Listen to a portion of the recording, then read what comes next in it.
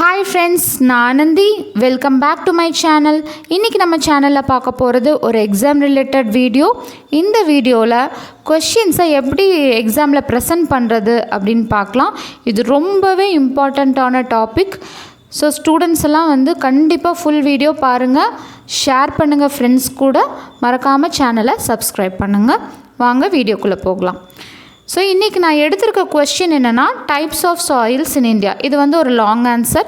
So இந்த ஆன்சரை எப்படி நம்ம ப்ரெசென்ட் பண்ணலாம் அப்படின்னு பார்க்கலாம். ஸோ இந்த ஆன்சர் ஆக்சுவலாக நீங்கள் புக்கில் பார்த்தீங்கன்னா எப்படி இருக்கும் அப்படின்னா, எல்லாமே பேராகிராஃப் வைஸில் தான் இருக்கும்.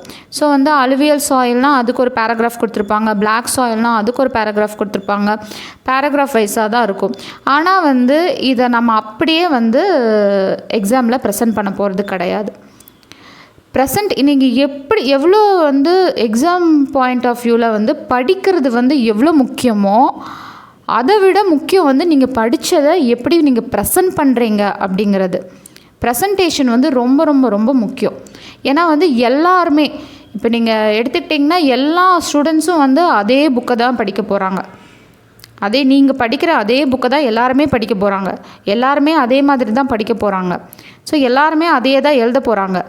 ஆனால் நீங்கள் மற்ற ஸ்டூடெண்ட்ஸை விட நீங்கள் டிஃப்ரெண்ட்டாக எப்படி ப்ரெசென்ட் பண்ணுறீங்க அது ரொம்ப முக்கியம். அது ஒவ்வொருத்தருக்கும் டிஃபர் ஆகும். ஸோ ஒவ்வொரு ஸ்கூல்லையும் ஒவ்வொரு மெத்தட் சொல்லி தருவாங்க. இப்படி ப்ரெசென்ட் பண்ணுங்கள், அப்படி ப்ரெசென்ட் பண்ணுங்கள். சில ஸ்கூலில் எனக்கு தெரிஞ்சு அந்த மாதிரி ப்ரெசன்டேஷன்லாம் சொல்லித்தரதும் கிடையாது.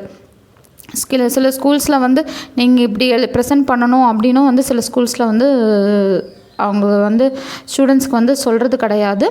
ஸோ ப்ரெசன்டேஷன் ரொம்பவே முக்கியம். நீங்கள் படித்ததை அப்படியே போய் எழுதினாலும், எவ்வளோ கரெக்டாக எழுதினாங்கனாலும், நீங்கள் எவ்வளோ நீட்டாக ப்ரெசென்ட் பண்ணியிருக்கீங்க, எவ்வளோ நீட்டாக எழுதியிருக்கீங்க, எப்படி ப்ரெசென்ட் பண்ணியிருக்கீங்கிறது தான் ப்ரெசென்ட் பண்ணியிருக்கீங்கிறத வச்சு தான் உங்களுக்கு அந்த கொஷினுக்கு ஃபுல் மார்க் கிடைக்கும்.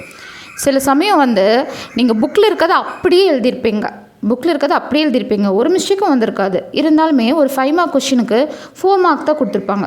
4 மார்க்ஸ் தான் கொடுத்துருப்பாங்க. 4 மார்க்ஸ் இல்லைன்னா 4.5 மார்க்ஸ் தான் கொடுத்துருப்பாங்க. போனது என்னமோ ஹாஃப் மார்க் தான் போச்சு அப்படின்னு விட்டாலும், ஒவ்வொரு கொஷினுக்கும் அதே மாதிரி ஹாஃப் மார்க் கம்மி பண்ணால் எவ்வளோ மார்க் போகும்? ஸோ அந்த ஹாஃப் மார்க் எங்கே இருக்கும் அப்படின்னா, உங்களோட ஹேண்ட் ரைட்டிங், நீங்கள் எப்படி நீட்டாக எழுதுறீங்க, அப்புறம் அந்த கொஷினை எப்படி ப்ரெசென்ட் பண்ணுறீங்கிறத பொறுத்து தான். ஸோ இந்த கொஷின் புக்கில் எல்லாமே பேராகிராஃப் வைஸ் தான் இருக்கும். ஆனால் இங்கே நான் எப்படி எழுதியிருக்கேன் அப்படின்னா, பாயிண்ட் வைஸாக எழுதியிருக்கேன். ஸோ அதுதான் ஃபஸ்ட்டு நீங்கள் பண்ண வேண்டியது என்னென்னா, பேராகிராஃப் வைஸாக இந்த டீட்டெயில் கொஷின்ஸ் எல்லாம், டீட்டெயில் ஆன்சர், ப்ரீஃப் ஆன்சர் எல்லாத்தையும் என்ன பண்ணணும் அப்படின்னா, பேராகிராஃபாக கொடுத்துருந்தாங்கன்னா அதை பாயிண்ட் வைஸாக எழுதுங்க. ஸோ இந்த மாதிரி எழுதுறதுனால உங்களுக்கு என்ன பெனிஃபிட்ஸ் இருக்கும் அப்படின்னா, உங்களால் ஒரு கொஷினை ஈஸியாக சீக்கிரமாக கம்ப்ளீட் பண்ண முடியும். அது இல்லாமல் வளவலன்னு அங்கே இப்போது நீங்கள் உங்கள் மேம் எடுத்துக்கிட்டீங்க அப்படின்னா, புக்கில் இருக்கிறத அப்படியே சொல்லித்தர மாட்டாங்க. இப்போ புக்கில் பெருசாக கொடுத்துருப்பாங்க, எலாபரேட்டாக கொடுத்துருப்பாங்க.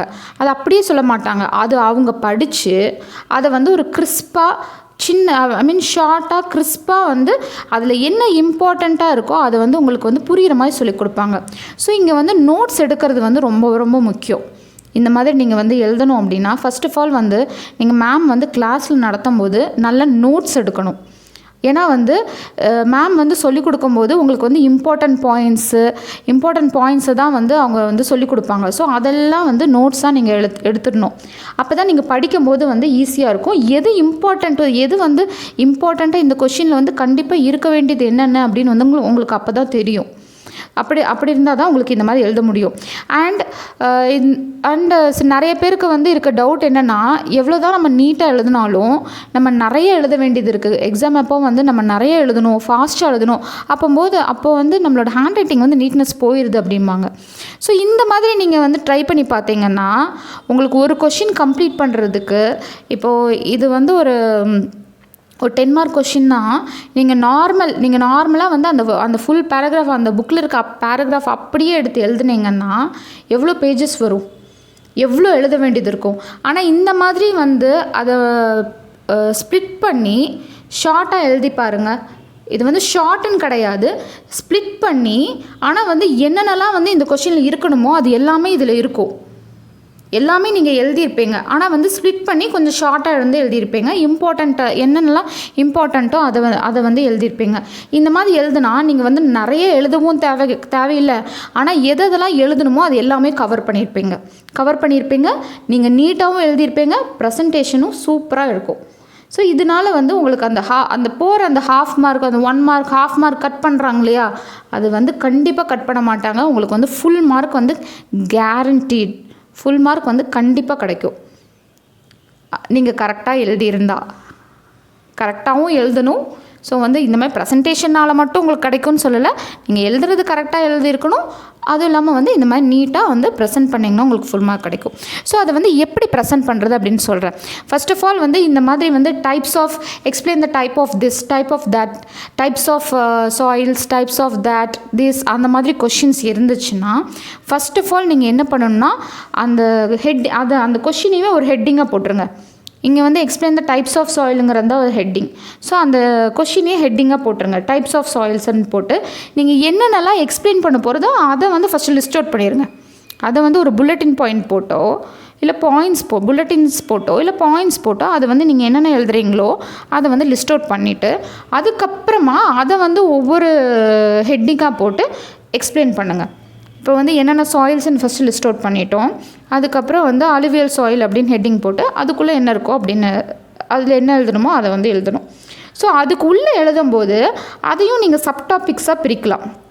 இப்போ எப்படின்னா, இப்போ இந்த 4 சாயிலையும் வந்து படிக்கும்போதே உங்களுக்கு தெரியும் இதை வந்து எப்படி ப்ரெசென்ட் பண்ணலான்னு. இந்த 4 சாயிலையும் வந்து படிக்கும்போது இதில் என்ன தெரியுமா இருந்தது, ஸோ இந்த சாயில் வந்து எப்படி ஃபார்ம் ஆகுது, அதுக்கப்புறம் இந்த சாயிலில் வந்து என்னென்ன மினரல்ஸ், என்னென்ன நியூட்ரியன்ஸ்லாம் இருக்குது, அதுக்கப்புறம் இந்த சாயில் என்னென்ன ரீஜியன்ஸ்லலாம், இந்தியாவில் வந்து என்னென்ன ரீஜியன்ஸ்லலாம் வந்து இந்த சாயில் வந்து இருக்குது, அதுக்கப்புறம் இந்த சாயிலில் வந்து என்னென்ன க்ராப்ஸ் எல்லாம் விளையும், அதுதான் வந்து இந்த 4 சாயிலுமே காமனான இது.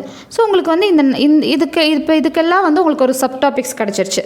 ஃபஸ்ட்டு அந்த சாயில் பற்றி வந்து ரெண்டு பாயிண்ட்டோ 3 அதில் வந்து எவ்வளோ பாயிண்ட்ஸ் இருக்கோ அந்த பாயிண்ட் எடுத்து எழுதுங்க அந்த சாயிலை பற்றி.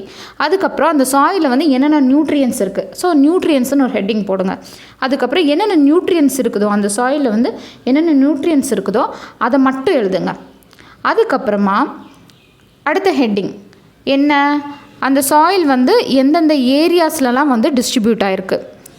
ஸோ அந்த சாயில் வந்து இந்தியாவில் வந்து என்னென்ன ரீஜியன்ஸ்லலாம் வந்து அந்த சாயில் இருக்குது அப்படின்னு சொல்லிட்டு ரீஜன் ஒரு ஹெட்டிங் போடுங்க. ரீஜன் ஹெட்டிங் போட்டு அந்த இந்தியாவில் வந்து எந்தெந்த பிளேசஸ்லலாம் வந்து அந்த சாயில் வந்து இருக்குது அப்படின்னு சொல்லிட்டு அந்த பிளேசஸ் எல்லாம் எழுதுங்க. அடுத்தது என்னது, அந்த சாயிலில் வந்து என்னென்ன க்ராப்ஸ் வந்து விளையும் அப்படிங்கிறது வந்து அடுத்தது. ஸோ அடுத்தது க்ராப்ஸ்ன்னு வந்து ஹெட்டிங் போடுங்க. க்ராப்ஸ்ன்னு ஹெட்டிங் போட்டு இந்த சாயிலில் வந்து என்னென்ன க்ராப்ஸ் எல்லாம் கல்டிவேட் பண்ணலாம் அப்படின்னு சொல்லிட்டு அந்தந்த க்ராப்ஸ் நேம்ஸில் எழுதுங்க. இதுதான் நீங்கள் புக்கில் பார்க்கும்போது அந்த பெரிய பேராகிராஃபாக இருக்குது.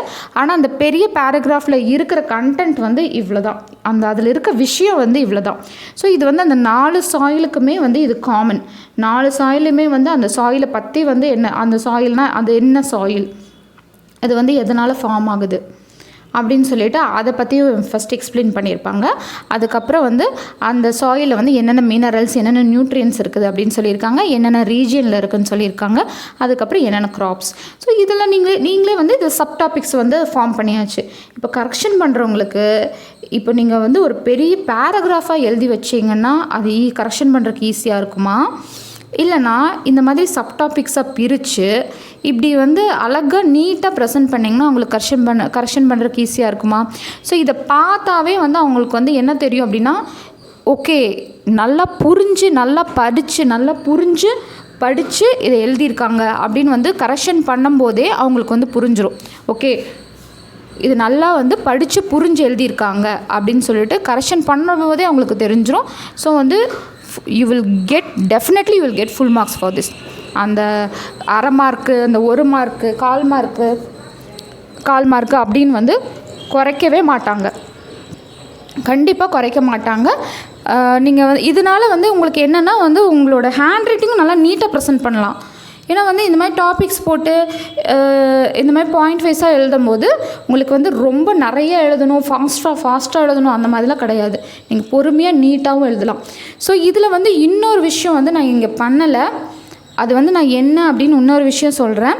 ஸோ எந்தெந்த கொஷின்ஸ்க்கெலாம் உங்களுக்கு வந்து டயக்ராம் பிக்டோரியல் ரெப்ரசன்டேஷன் வந்து எந்தெந்த கொஷினுக்கெலாம் போட முடியுமோ அந்தந்த கொஷினுக்கெலாம் வந்து ஒரு ட்ராயிங் போடுங்க.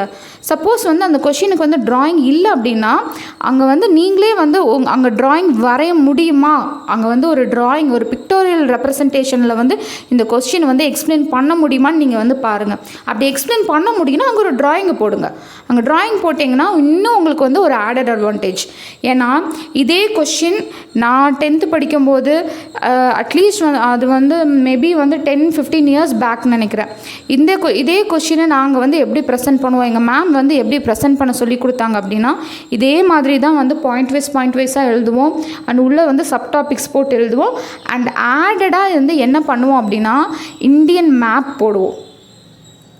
இந்தியன் மேப் வந்து அவ்வளோ பெரிய மேப் போட மாட்டோம், சின்னதாக வந்து பக்கத்தில் வந்து இந்தியன் மேப் வந்து வரைஞ்சி இப்போ அந்த சாயில் வந்து எந்தெந்த ரீஜியன்ஸ் அப்படின்னு சொல்லிட்டு நம்ம எழுதணுமா, ஸோ வந்து அந்தந்த ரீஜியன்ஸில் வந்து சின்னதாக இந்தியன் மேப் போட்டு அந்தந்த ரீஜியன்ஸை வந்து மார்க் பண்ணி இந்தந்த சாயில்ஸ் வந்து இருக்குது அப்படின்னு சொல்லிட்டு அந்த சாயில்ஸ்லாம் வந்து ஷேட் பண்ணுவோம்.